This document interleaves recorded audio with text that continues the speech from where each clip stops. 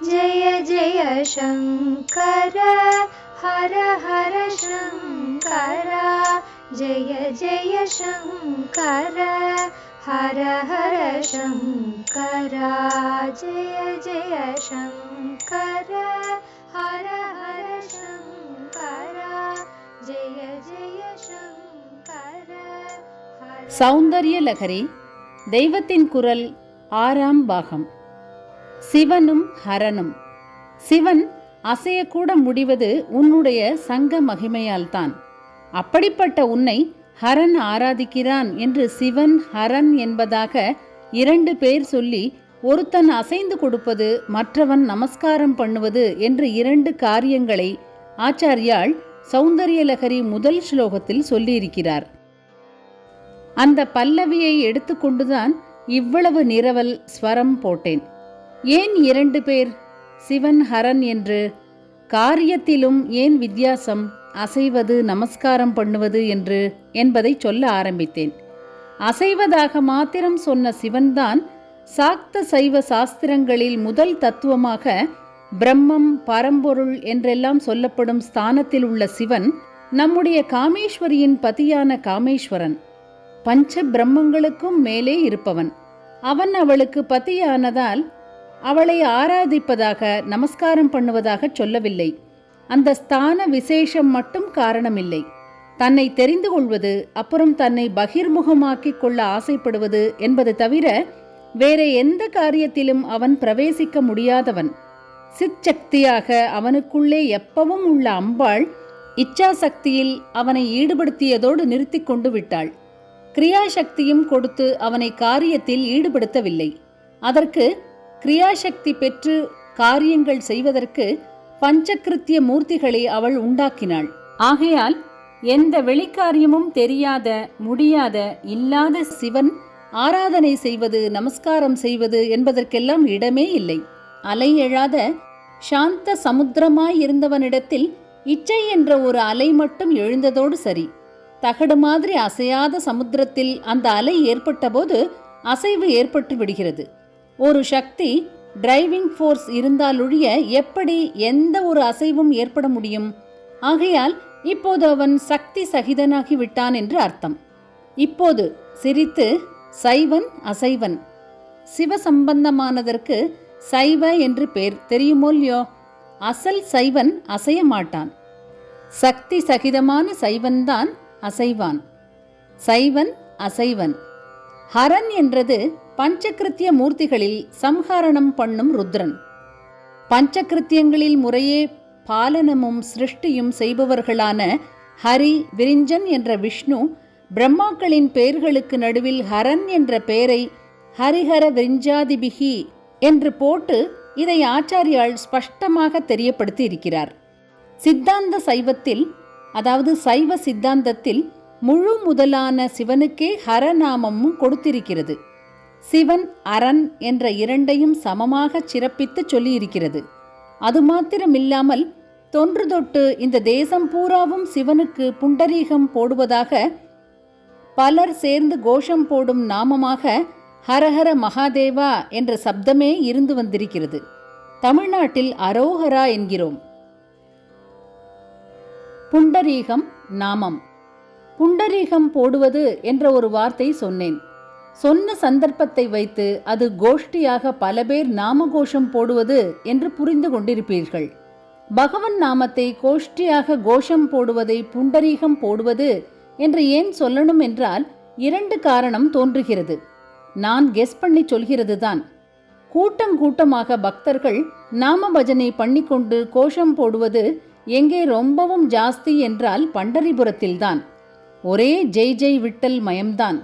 ஒவ்வொரு நாமாவளியையும் முடித்தவுடன் ஜெய் புண்டரீக வரத, ஹரி விட்டல என்ற அத்தனை கூட்டமும் உறக்க உணர்ச்சியோடு கோஷம் போடும்.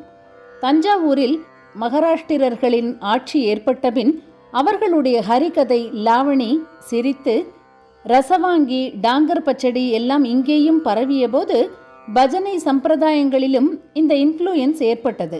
கோஷ்டி நாமோச்சாரணத்தில் ஜெய் புண்டரீக வரத புதுசாகச் சேர்ந்தது.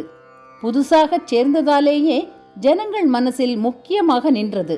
அதனால் எந்த சுவாமியை பற்றின நாமகோஷமாகத்தான் இருக்கட்டும், நம பார்வதி பதையே ஹரஹர மகாதேவாவாகத்தான் இருக்கட்டும், கோபிகா ஜீவன ஸ்மரணம் கோவிந்தா கோவிந்தாவாகத்தான் இருக்கட்டும், எதுவானாலும் புண்டரீகம் போடுவது என்றே பேர் வந்துவிட்டது. சைனாவிலே பகுகாலமாக டீ குடிக்கிற வழக்கம் இருந்திருக்கிறது. ஆனால் ரொம்ப நாள் பிற்பட்டு வெள்ளைக்காரர்கள் ஆசியாவில் வியாபாரம் ஆட்சியை பிடிப்பது என்று புறப்பட்ட அப்புறமே டீ ஐரோப்பாவுக்கு போயிற்று. புதுசாக அவர்களுடைய ஆகார தினசுகளில் சேர்ந்ததாலேயே அது ரொம்பவும் முக்கியமாகி விட்டது. சிற்றுண்டி விருந்துக்கே டீ பார்ட்டி என்று பெயர் வந்துவிட்டது. டீயே சர்வ் பண்ணாத பார்ட்டி கூட டீ பார்ட்டி தான். அது மாதிரி முழுக்க சிவபஜனையே பண்ணி நம பார்வதி பதையே ஹரஹர மகாதேவா போடுவது கூட புண்டரீகம் போடுவது என்று பெயர் பெற்று விட்டது. இன்னொரு காரணம் என்ன தோன்றுகிறதென்றால், புண்டரீகம் என்றால் தாமரை பூ. சகல ஜகத்துக்கும் ஹிருதய கமலமாக உள்ள சிதம்பரத்துக்கு புண்டரீகபுரம் என்று ஒரு பெயர். சாஸ்திரங்களில் ஹிருத் புண்டரீகம் என்றே சொல்லியிருக்கிறது. தாமரை கண்ணனான பகவானை புண்டரீகாக்ஷன் என்கிறோம். அதெல்லாம் இருக்கட்டும், நாமத்தை சங்கமாக கோஷம் போடுவதை புண்டரீகம் என்பானேன்? நாமம் என்று இப்போது ஒரு வார்த்தை வந்தது. பெயர் என்பதைத்தான் இங்கே நாமம் என்றது. வைஷ்ணவர்களில் நெற்றியில் இட்டுக்கொள்வதற்கு அவர்களில் சிஷ்டாச்சாரமுள்ளவர்கள் துவாதச நாமம் என்று உடம்பில் 12 இடங்களில் போட்டுக்கொள்வதற்கும் நாமம் என்று பெயர் சொல்கிறோம். ஏன் அப்படி அதற்கும் நாமம் என்று பெயர் வந்ததென்றால், பகவானுடைய கேசவாதி துவாதச நாமங்களை, குறிப்பு கேசவ முதலான 12 நாமங்கள் கேசவ, மாதவ, நாராயண, கோவிந்த, விஷ்ணு, மதுசூதன, திரிவிக்ரம, வாமன, ஸ்ரீதர, ஹிருஷிகேச, பத்மநாப, தாமோதர துவாதச நாமங்களை சொல்லிக்கொண்டுதான் அப்படி உடம்பில் துவாதச அடையாளங்கள் போட்டுக்கொள்வார்கள். பகவன் நாமத்தை மந்திரமாக சொல்லிக்கொண்டு போட்டுக்கொள்வதால் அதற்கே நாமம் என்று பெயர் வந்துவிட்டது. சாவரின் என்னும் ராஜாவின் முத்திரை குத்தின காசுக்கே சாவரின் என்று பெயர் வந்தது போல. ஆதியிலே நெற்றிக்கு இட்டுக்கொள்வது ஒரு தாமரை பூ அல்லது இதழ் மாதிரி டிசைனாகவே இருந்தது. நெற்றியில் இட்டுக்கொள்வதை திலகம் என்கிறோம் அல்லவா? திலகம் என்றால் திலம்தான், அதாவது எள்ளு. ஷேப்பில் எள்ளும் தாமரை இதழும் ஒரே மாதிரி தானே இருக்கின்றன. இது அலங்காரம், அதாவது அழகுபடுத்திக் கொள்கிற அடையாளம். சாஸ்திரோக்தமாக சரீரத்தை பரிசுத்தி பண்ணிக்கொள்வதற்காக நெற்றிக்கு இட்டுக்கொள்ளும் போது முப்பட்டையாக விபூதி தாரணம் பண்ணினார்கள். அழகுக்கு, அலங்காரத்துக்கு நல்ல சுகந்தமான சந்தனத்தை தாமரை வடிவத்தில் நெற்றிக்கு இட்டுக்கொண்டார்கள். சாஸ்திரியமான சின்னம் விபூதி தாரணம். எதிலும் காலம் போக போக பல பிரிவுகள் ஏற்படும் போது ஒவ்வொரு பிரிவையும் வைத்து வித்தியாசமான அடையாளங்கள் ஏற்படுவது வழக்கம். அப்படி சாஸ்திரோக்தமான விபூதி தாரணத்திலும் ஆயிற்று. ஸ்மார்த்த சம்பிரதாயஸ்தர்களிலேயே ஒரு பிரிவினர் விபூதி தாரணத்தை விட்டுவிட்டு கோபிச்சந்தனம் என்று ஒரு தினுசான களிமண் வகையை குழைத்து இட்டுக்கொள்ள ஆரம்பித்தார்கள். பட்டையாக இல்லை, தாமரையை ஞாபகப்படுத்துகிற ஷேப்பில்தான். ஸ்மார்த்தர்கள் வைஷ்ணவர்கள் என்று பிரிவு ஏற்பட்டதில் வைஷ்ணவர்களும் விபூதி பட்டையை விட்டுவிட்டு திருமண் என்னும் ஒரு விதமான மண் கட்டியால் நாமம் போட்டுக்கொள்ள ஆரம்பித்தார்கள். இதிலேயும் ஆராய்ச்சி கண்ணோடு பார்த்தால் தாமரை ஷேப் அடிப்படையாய் இருப்பது தெரியும். அதை பெருமாளின் திருவடி சின்னம் என்கிறார்கள். திருவடியையும் தாமரை என்றுதானே சொல்வது. தாமரைக்கு புண்டரீகம் என்று பெயர் சொன்னேன். புண்டரீகம் என்பதை பொன்றம் என்றும் சொல்வதுண்டு. சில பிரிவினர்கள் பட்டை விபூதியை அடியோடு விட்டுவிட்டு அலங்காரமாக மட்டுமில்லாமல் சாஸ்திரோக்தமான தங்கள் சம்பிரதாய சின்னமாகவே தாமரை ஷேப்பில் கோபியும் திருமண்ணும் இட்டுக்கொள்ள ஆரம்பித்த பிறகு பட்டை விபூதி இட்டுக்கொள்வது உட்பட நெற்றி சின்னங்கள் எல்லாவற்றுக்குமே ஜெனரலாக புன்றம் என்னும் பேர் உண்டாய்விட்டது. தாமரை ஷேப் ஜாடைக்கு கூட இல்லாவிட்டாலும் முப்பட்டை விபூதிக்கு திரிபுன்றம் என்றும், அப்படி நெற்றியில் குறுக்குவாட்டாக இல்லாமல் நெடுக்கு வாட்டத்தில் கோபியும் திருமண்ணும் போட்டுக்கொள்வதற்கு ஊர்த்வ புன்றம் என்றும் பெயர்கள் ஏற்பட்டன. புதுசாக ஒரு இயக்கம் ஆரம்பித்தால் அது ரொம்ப ஆக்டிவாக இருந்து எல்லோர் கவனத்தையும் இழுக்கத்தானே செய்கிறது. அப்படி தனி சம்பிரதாயமாக கொஞ்சம் பெரிய அளவிலேயே வைஷ்ணவர்கள் என்று ஏற்பட்டு ஆக்டிவாக அதை பரப்பிய போது அவர்களுடைய தனிப்பட்ட ஆசரணைகள் லோகத்தின் கவனத்துக்கு நிறையவே வந்திருக்க வேண்டும். அதனாலேயே அவர்கள் போட்டுக்கொண்ட புன்றதாரணம் எல்லா விதமான நெற்றி சின்னத்துக்கும் பொதுப்பேராய் இருக்கலாம். இப்போது வேடிக்கையாக சர்க்கிள் தலைகீழாக ஒரு சுற்றி இருக்கலாம். என்னவென்றால், பகவன் நாமத்துடன் போட்டுக்கொண்ட நெற்றி அடையாளமும் நாமம் என்று பெயர் பெற்றதா? அதே நெற்றி நாமத்துக்கு புன்றம், புண்டரீகம் என்று இன்னொரு பேர் இருந்ததா?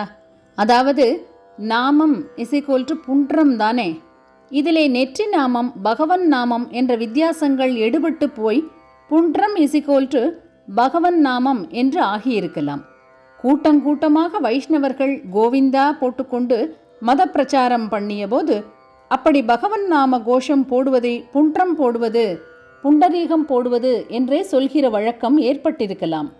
அப்புறம் பரமசிவன் உள்பட எந்த சுவாமியானாலும் சகஜமாக பல பேர் அந்த சுவாமி பெயரை கோஷிப்பதற்கு புண்டரீகம் போடுவது என்று பெயர் வந்திருக்கலாம்.